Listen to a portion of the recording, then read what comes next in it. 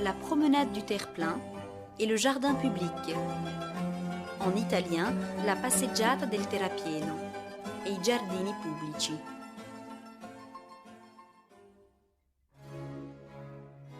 Vous devez dépasser l'église de San Cesello et prendre la petite rue à gauche avec ses quelques marches, le Vicco Settimo San Giovanni, puis continuer encore à gauche dans la Via San Saturnino, avant de monter une dernière rampe d'escalier permettant d'accéder au terrapieno, c'est-à-dire au terre-plein. Le haut de l'avenue Regina Elena, communément appelée terrapieno, constitue l'une des plus agréables promenades de Cagliari, grâce à ses pins centenaires et à la vue magnifique qu'elle offre et qui embrasse les premières plaines du Campidano, les monts des Sette Fratelli et de Serpelli, et la mer toujours en toile de fond. Le terrapieno est bordé en amont par la roche calcaire de Castello et se développe de façon sinueuse jusqu'aux giardini pubblici. C'est durant les premières décennies du XXe siècle que l'on décida de rendre carrossable la route, suivant le fossé des fortifications de la ville. Le projet fut concrétisé au milieu du XXe siècle, grâce à l'aplanissement du terre-plein et aux plantations d'arbres, accompagnées d'installations de nombreux bancs.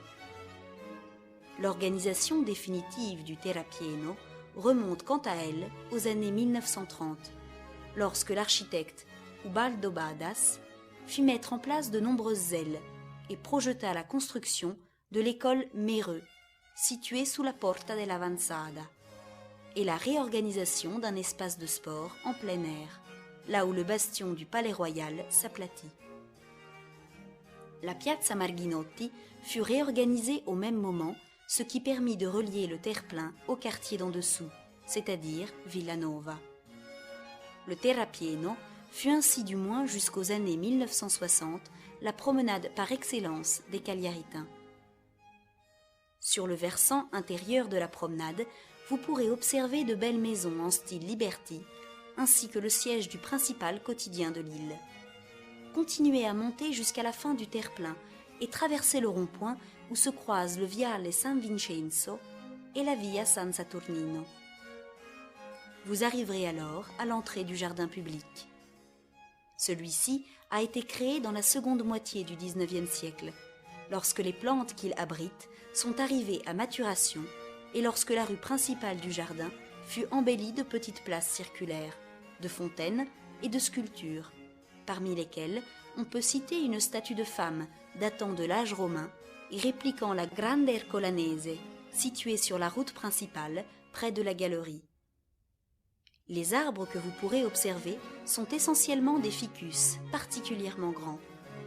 Des jaracandas, importés d'Amérique du Sud, à la floraison violette, biannuelles magnifiques, des chênes, des palmiers et d'autres plantes exotiques. L'entrée principale des Giardini Pubblici, rationnelle, fut complétée en 1939 d'après le projet de l'architecte Ubaldo Badas. La mairie décida de refaire le jardin en 2005, en le réorganisant comme avant, puisque son organisation s'était modifiée au cours du temps. Le jardin est construit sur des terrains de remblai, il est de forme étroite et allongée, et il est traversé par une route de 300 mètres de long, conduisant de l'entrée principale jusqu'au bâtiment de l'ancienne poudrière, aujourd'hui la galerie d'art communale. La partie la plus large du jardin se trouve à droite pour qui parcourt la route de l'entrée vers la galerie. Elle est constituée d'un pré sur lequel poussent quelques arbres remarquables. Des chênes, des oliviers, les groupes du phénix, de gigantesques ficus macrophiles et des arbustes du maquis méditerranéen. En allant encore plus vers l'extérieur, toujours sur la droite, on longe le mur d'enceinte de l'avenue San Vincenzo, et d'où l'on peut admirer le panorama en direction du Campidano. En revenant à l'entrée, vous trouverez une aire avec des palmiers. Si vous restez maintenant sur la gauche de la route principale, vous pourrez observer, avant la montée vers San Lorenzo, les entrées de différentes grottes, creusées dans le calcaire, utilisées comme refuge durant la Seconde Guerre mondiale, puis comme habitation de fortune dans les années suivantes. Les giardini pubblici sont très fréquentés, en particulier par les enfants qui viennent y jouer et par les personnes âgées venant s'y détendre. Il sert aussi d'extension à la galerie d'art communal, qui organise régulièrement des manifestations en plein air de type cinématographique, théâtral ou culturel. La galerie d'art communal, en italien, la Galleria d'Arte Comunale. Facultatif. Vous trouverez la galerie d'art communal au fond de la route principale du jardin, dans l'ancien édifice de la Poudrière. Le bâtiment a été construit à la fin du XVIIIe siècle et était à l'origine le siège de la Poudrière royale. En 1822, il fallut le reconstruire à cause d'une explosion qui le détruisit partiellement. Carlo Boidi Pitifigari a été utilisé pendant longtemps comme caserne et comme dépôt. C'est en 1933 que le lieu fut destiné à héberger la galerie d'art communal. Cet édifice du XIXe siècle fut alors adapté par le cagliaritain Ubaldo Badas, qui ne conserva que la façade de style néoclassique de 1828, toujours visible aujourd'hui, et au centre de laquelle vient s'insérer un vestibule qui ressort et qui constitue l'entrée. En 2003, les archives historiques et la bibliothèque communale furent déplacées ailleurs, ce qui permit d'amplifier encore les espaces d'exposition. Ceux-ci occupent donc aujourd'hui entièrement le rez-de-chaussée et une partie du premier étage. La galerie accueille 2 groupes d'œuvres considérables.